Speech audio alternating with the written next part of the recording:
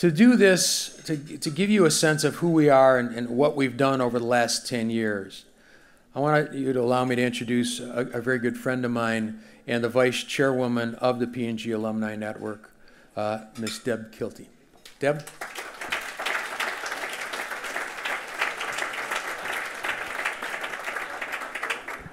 Thank you, Ed, and thank you for the kind introduction and your continued leadership.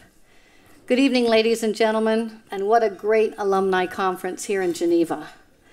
I have great memories of Geneva in my 23 years at Procter & Gamble and in my last 10 years as president of the World Trade Center Institute. From my first trip to Geneva for a global Head & Shoulders meeting, well, I hope we'll get some slides up coming here for once. There we go. The next slide, please. Global Head & Shoulders meeting when I was a brand manager at P&G Mexico. Met here in Geneva, fabulous. To a great P&G management meeting with the ENSO team, where I got a wonderful employee while at P&G Italy, Dominique Romanowski, who's here tonight. To also many Migros meetings when I was working with as a director for the cosmetics business at P&G Egum and throughout Europe. I came to Geneva and to Zurich at least once a month. And while I was Vice President, Global Alliances and Licensing, perhaps the best job at Procter & Gamble, I had the pleasure to travel throughout and adopt 2 wonderful girls in China. And I brought them to Switzerland just last summer, and there they are. So thank you, Geneva, for hosting this, for letting me show off my wonderful girls who I usually bring to this reunion, but did not because I just took them to a World Trade Center meeting in India 2 weeks ago. And I thought pulling them out too often is not the wise thing.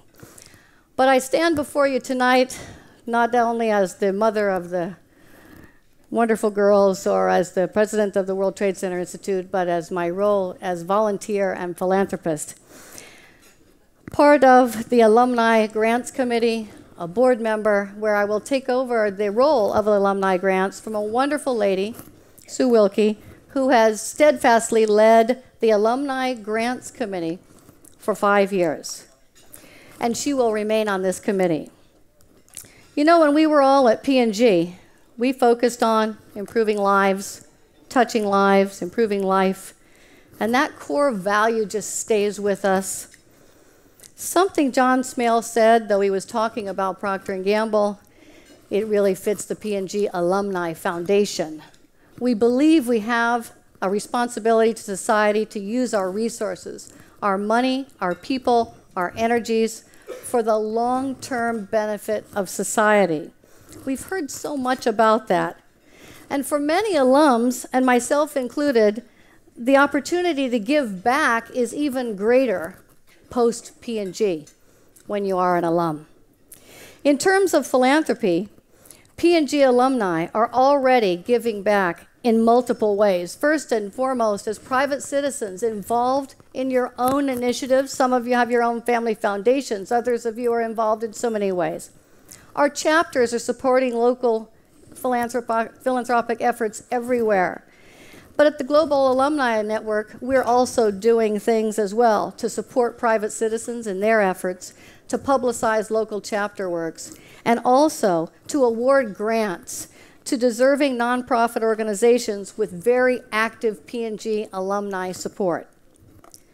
Since our first grant in 2003, we've awarded $650,000, over $1 million if I include the local chapters. To date, we've targeted our grants on organizations focused on education and economic empowerment, with the belief that what unites P&G alumni is our shared values, our business acumen, and this belief that we can move forward via economic development and empower others. It's education, it's vocational training, it's free enterprise. It builds your self-image. It helps people become self-sufficient, so hopefully they won't become victims later on. And most of all, our grants and our activities have a positive ripple effect and a multiplier effect on families and communities. Empowering people economically is a place where all P&G people come together. A focus that allows our alumni to leverage our collective resources, our connections, our finances, our business acumen. Organizations often use our grants to obtain matching funds and to establish credibility within their regions, and new funding sources immediately start to come as a result of a P&G Alumni grant. We are so proud to have been able to award 35 financial grants to date, all with P&G alumni active on the ground in the awarded organizations. They span 5 continents in 20 countries, shown here. In Africa, we're empowering people economically through our grants to 8 organizations spanning Cameroon, Zimbabwe, Kenya, Ghana, and more. One of our grants was recently awarded to the Watu organization, working across 20-plus schools in Tanzania, building classrooms, science labs, hostels, and more. Serving hundreds of students, Watu also generates income from market gardening while providing food for students. Watu has developed relations with small business ventures selling Tanzanian bulbs, with profits sent back to give help to more students. And our P&G alums, my table mates, Henrique and Linda Svenes, are actively involved in Watu and match every dollar and more that we donate, maximizing the impact of our funds. Similarly, as I move to the Americas, we're so proud to support projects from 7 U.S. states, all with active P&G alumni, and 8 countries across Central and South America, from Mexico to Nicaragua, Chile, and beyond. At the Free Store Food Bank, Cincinnati cooks, in addition to distributing over 12 million pounds of food each year, this nonprofit trains at-risk adults in commercial kitchen management and catering. The food made during the adult training served low-income kids with more than 1,000 meals every day in 22 locations. On the job front, where we're really keen, more than 1,500 people have gone into food-related jobs supported by our grant. Supported by P&G alum Steve Jemison and others, the Free Store Food Bank epitomizes our philanthropic focus to date. It is empowering people economically to get jobs. At the same time, it's serving meals to the needy, and it's generating revenues via their catering business. In Asia and Europe, our P&G Alumni Network philanthropy efforts are felt from the UK to India, to Greece, to Bulgaria, and beyond, with 8 separate nonprofits awarded P&G alumni grants. At the Uvaloc Threads of Life program in Bangalore, with the support of P&G alum Tanushri Yanu, the focus is on empowering women economically and socially. Women are taught tailoring skills with health and hygiene, computer literacy, and more, with sewing machines granted for in-home use at the end of every course. As one Threads of Life graduate wrote in a letter to us, "It was wonderful for me to come to Uvaloc and learn I am now earning a decent wage and want to send my child to a good school so she will not go through the torture that I've gone through." We are comforted in knowing that with every grant we make, P&G alumni are actively involved in the front and the back ends. Our Grants Committee Foundation Board combined hundreds of years of experience, and of course, our active alumni on the front end, every grant. But ladies and gentlemen, as proud as we are of these grants, we too often have to say, "I'm sorry" to P&G alumni. In 3 years, the past 3 years alone, we've said, "I'm sorry" to 180 P&G alumni. We can't support your effort. Were they on strategy? They're good P&G people. Yes, they were. Were they empowering people economically? Yes, they were. Were they willing to show they can get matching grants and credibility with our efforts? Yes, they were. We simply don't have the funds. This has not been our priority. In fact, we've been working hard at getting this network going socially and business-wise, and we've done it. And the wonderful gal today that shared the research says we're best in class. We want to take this to the next step. Behind the scenes, we have been very active trying to do the whole philanthropy effort. We've been The only way we've raised money ever for philanthropy, the only time we've ever asked for money, is our CEO auctions. We've raised nearly $650,000 with the CEO auctions alone at this event every 2 years.